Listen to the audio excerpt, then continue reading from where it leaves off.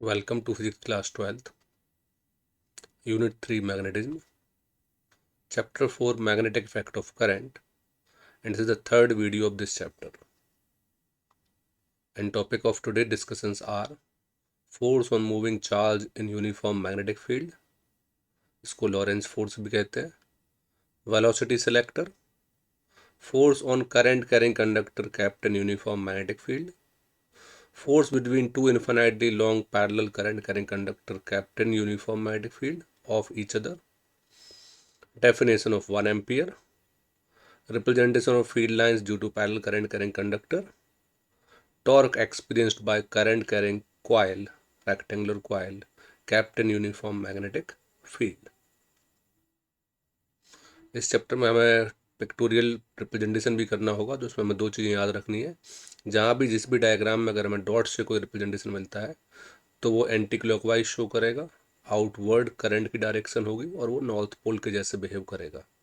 और जहाँ जहाँ क्रॉस का रिप्रेजेंटेशन मिलेगा वो क्लॉकवाइज डायरेक्शन ऑफ करंट को शो करेगा, clockwise direction of magnetic field lines को भी शो कर सकता है, इनवर्ड डायरेक्शन ऑफ करंट होगी और साउथ पोल के जैसे बिहेव करेगा। अब हमारा आज का first topic Lorentz force, force on a charge particle kept और moving in a uniform magnetic field.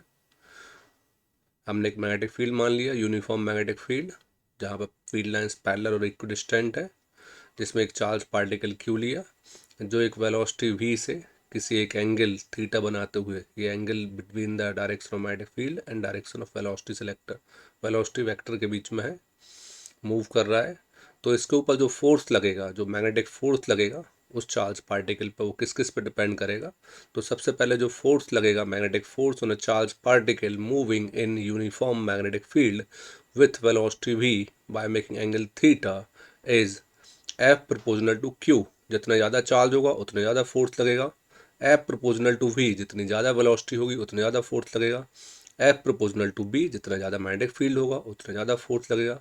और F proportional to sine theta, इन दोनों के बीच के एंगल के साइन के प्रोपोर्शनल टू होगा। इन सबको हम एक साथ लिख दें तो F proportional to Q V B sine theta, और यहाँ एक कांस्टेंट अगर हम लेके आते हैं तो K Q V B sine theta, जिसकी एक्सपेरिमेंटल वैल्यू 1 है, तो F इक्वल टू आ गया Q V B sine theta. इसी को हम बोलते हैं magnetic force on a charge particle moving inside the magnetic field. और वेक्टर फॉर्म में लिखना चाहें तो Q, और साइन थीटा है तो ये वेक्टर प्रोडक्ट होगा, क्रॉस प्रोडक्ट होगा तो क्यू वी क्रॉस बी भी लिख सकते हैं। अब अगर इसमें थीटा की वैल्यू को अगर हम चेंज करना चाहें, v की फोर्स इस पर डिपेंड करता है, अगर हम वेलोसिटी जीरो कर दें तो फोर्स जीरो हो जाएगा, मतलब रेस्ट पार्टिकल पे कोई फोर्स नहीं लगेगा। अगर हम यहाँ पे थीटा जीरो कर दें या 180 कर दें, मतलब वो मूव तो कर रहा है लेकिन डायरेक्शन ऑफ मैग्नेटिक फील्ड या फिर उसके जस्ट अपोजिट मूव कर रहा है, तो भी कोई फोर्स नहीं लगेगा। और अगर हम थीटा 90 कर दें तो फिर ये फोर्स मैक्सिमम होगा।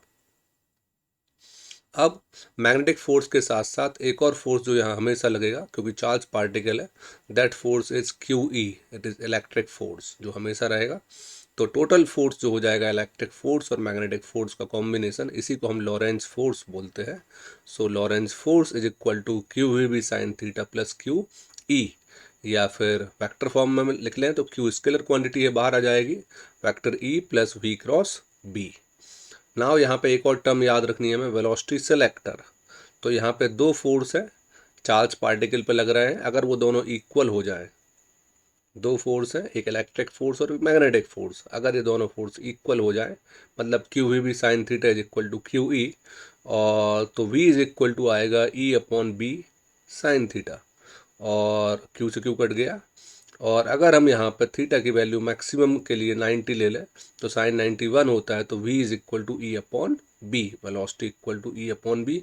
ये हम यहाँ भी देखेंगे और इलेक्ट्रोमैग्नेटिक वेव में भी देखेंगे, जहाँ पे ये c के इक्वल टू होगी, तो that is called velocity selector, v is equal to E upon B is equal velocity selector. Now our next heading, force on current carrying conductor kept in uniform magnetic field। हमने uniform magnetic field लिया जिसमें current carrying conductor को रखा, एक EMF source दे दिया जिसकी वजह से electron just opposite direction of electric field move करेंगे, जिनकी ड्रिफ्ट वेलोसिटी, इस डायग्राम को हमने इसके पहले नावेद I=NA/VDE में भी बनाया था, लेकिन वहाँ पर मैग्नेटिक फील्ड नहीं था। अब उसी डायग्राम को हम मैग्नेटिक फील्ड के अंदर देख रहे हैं कि उस करंट पे मैग्नेटिक फील्ड का क्या इफेक्ट पड़ता है। तो इसकी लेंथ भी L मान ली हमने। अब अगर एक पार्टिकल होता तो लॉरेंस फोर्स या मैग्नेटिक फोर्स का फॉर्मूला है F=QVB sin थीटा। तो यहाँ पे बहुत सारे इलेक्ट्रॉन्स हैं तो उन पर भी यही फॉर्मूला लगेगा, लेकिन इलेक्ट्रॉन के लिए हम यहाँ पे -E ले लेंगे, और जो V इलेक्ट्रॉन की वेलोसिटी होती है ड्रिफ्ट वेलोसिटी, तो EVD sin theta. Force on an electron, each electron in side the conductor. अब यहाँ पे बहुत सारे इलेक्ट्रॉन है तो टोटल फोर्स निकालेंगे, तो एन, स्मॉल एन को हम नंबर डेंसिटी मानते हैं, ए एरिया मान लिया, तो टोटल इलेक्ट्रॉन्स कितने हो जाएंगे, तो small N equal to total electron upon total volume. So small N equal to capital N upon A area cross section, और एल इसकी लेंथ मान ली, तो capital N total electron equal to NaL। Therefore total force equal to force total number of electron into force on each electron. So total number of electron NaL into force on each electron is -E VD B sin theta, या फिर VD cross B भी लिख सकते हैं, कोई दिक्कत नहीं है। सो -NEA/VD B क्रॉस L, और NEA/VD हम पढ़ चुके हैं I इज इक्वल टू होता है, तो ये आ गया I B क्रॉस L, या F=IBL sin थीटा भी लिखते हैं, या IB क्रॉस L भी लिखते हैं। तो नावेद से आ गया bill sine theta. Now next heading, force between two parallel infinite long current carrying conductors. हमने यहाँ पर दो करंट कैरिंग कंडक्टर मान लिए, PQ एंड RS। एक में करंट I1, दूसरे में करंट I2 फ्लो हो रही है, इनफाइनाइटली लॉन्ग पैरेलल। दोनों के बीच की डिस्टेंस स्मॉल r मान ली, और हमने मान लिया कि पहला वाला वायर है वो दूसरे के मैग्नेटिक फील्ड के इन्फ्लुएंस में है, और दूसरा वाला वायर है जो पहले वाले मैग्नेटिक फील्ड के इन्फ्लुएंस में होगा। तो पहले वाले वायर के ऊपर दूसरा वाला वायर फोर्स अप्लाई कर रहा होगा, उसको हम बोलेंगे force on first wire due to second wire F12। इसी तरीके से दूसरा वाला जो वायर होगा वो पहले वाले वायर के मैग्नेटिक फील्ड के अंदर होगा, और उसके ऊपर जो फोर्स अप्लाई हो रहा होगा वो होगा F21। So magnetic field on second wire due to current of first wire। Magnetic field हम दूसरे वाले वायर पे फोर्स निकालते हैं, तो मैग्नेटिक फील्ड सेकंड वायर का कितना है, सेकंड वायर पे कितना है, तो सेकंड वायर पर जो मैग्नेटिक फील्ड होगा वो फर्स्ट वाले वायर का होगा, तो B1 is equal to μ/4π2I1/r।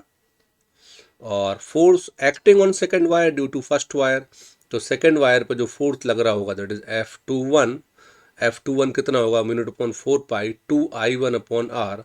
IBL sine theta के फॉर्मूले में रखा, तो F21 is equal to I2 B1L sine theta.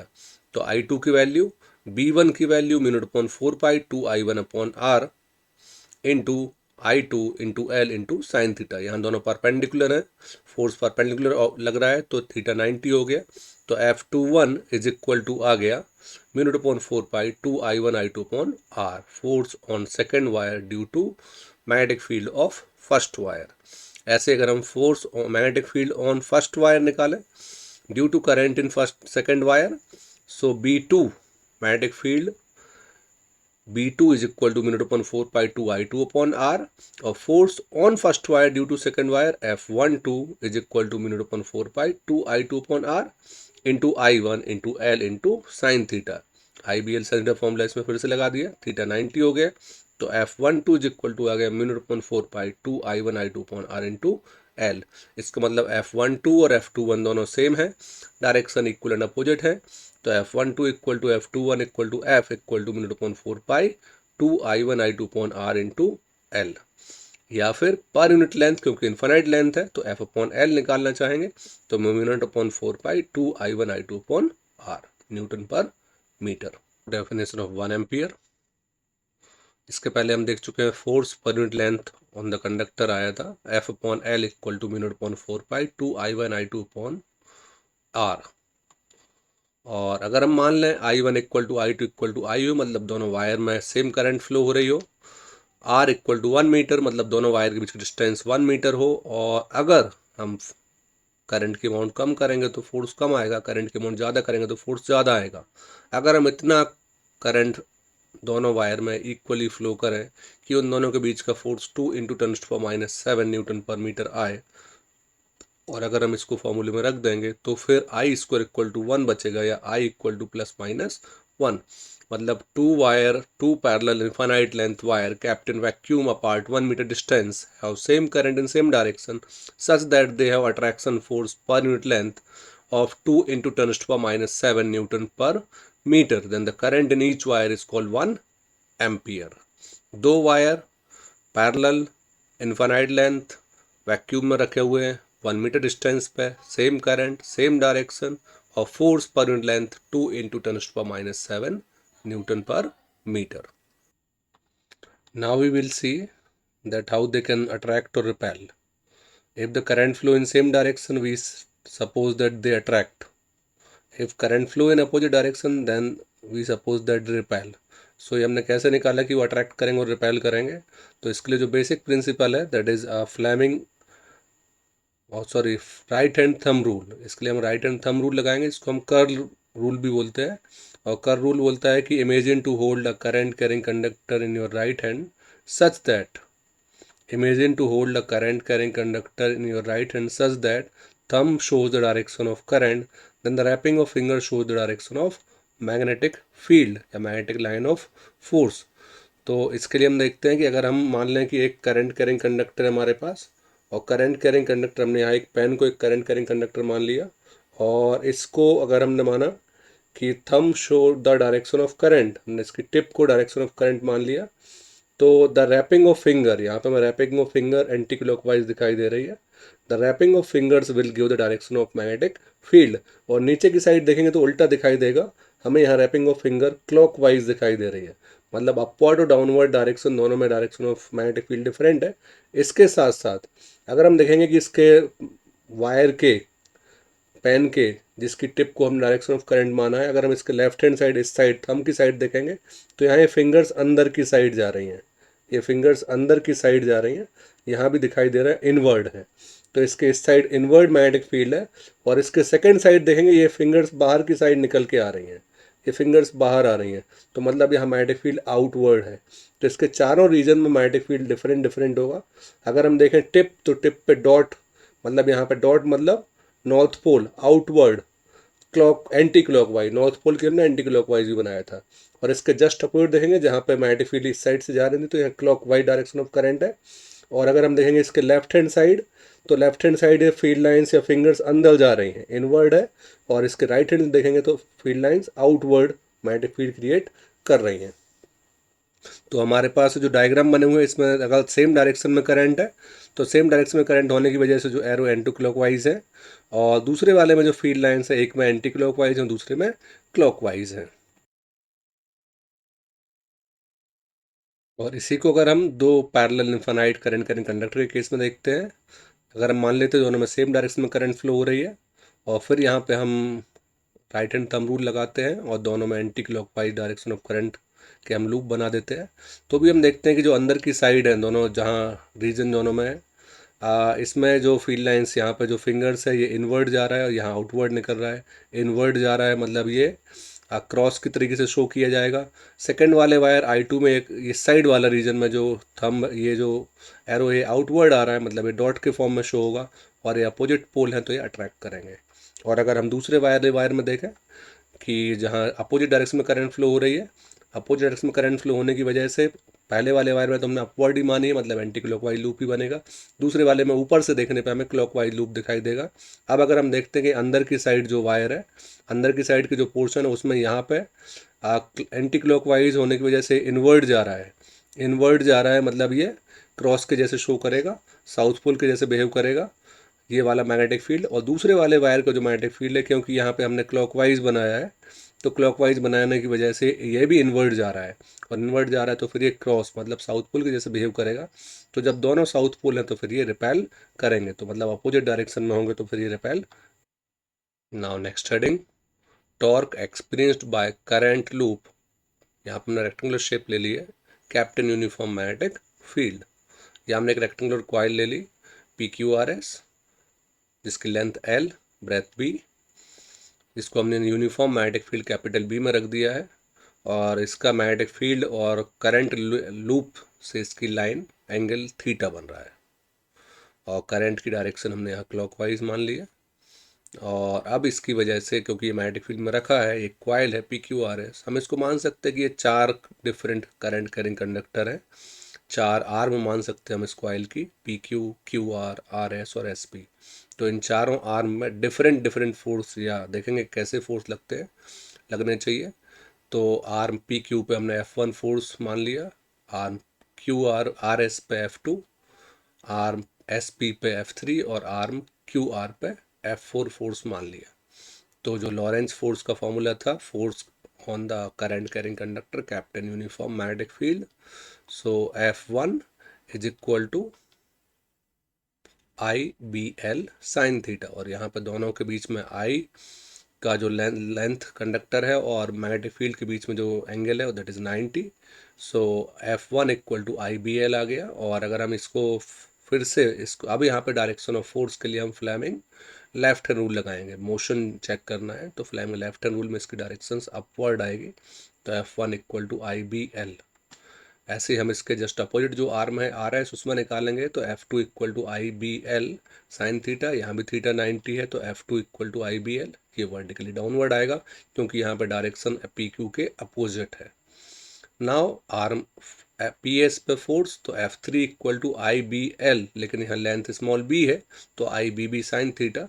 और ये एंगल जो है उसके सिमिलर जा रहा है तो यहाँ पे थीटा 0 होगा, तो इसकी वजह से F3 0 हो गया। और आर्म QR पे जो फोर्स होगा वो F4 भी 0 होगा क्योंकि यहाँ पे थीटा 0 है। मतलब यहाँ पे केवल 2 फोर्स रिजल्टेंट बचे, F1 और F2, जो इक्वल है, अपोजिट है और अपोजिट एंड पे लग रहे हैं एक कॉइल के, तो ये एक टॉर्क के जैसे वर्क करेंगे।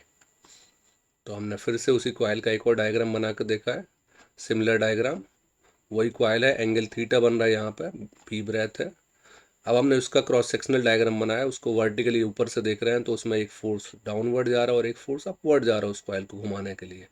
और यहाँ पे टॉर्क का फॉर्मूला होता है फोर्स इनटू परपेंडिकुलर डिस्टेंस। तो फोर्स यहाँ पे इधर फोर्स कोई भी ले सकते हैं हम, F1 और F2 में से, और परपेंडिकुलर डिस्टेंस यहाँ पे जो आएगी, तो यहाँ एक ट्रायंगल बन रहा है PNS, और यहाँ पे इन दोनों फोर्स के बीच की जो परपेंडिकुलर डिस्टेंस है वो है PN। और इस PN की वैल्यू निकालने के लिए हमने ट्रायंगल ले लिया PNS, और उसमें अगर हम PN की वैल्यू निकालना चाहें और PS हमें मालूम है कि ब्रेथ है, तो PN upon PS equal to cos theta होगा।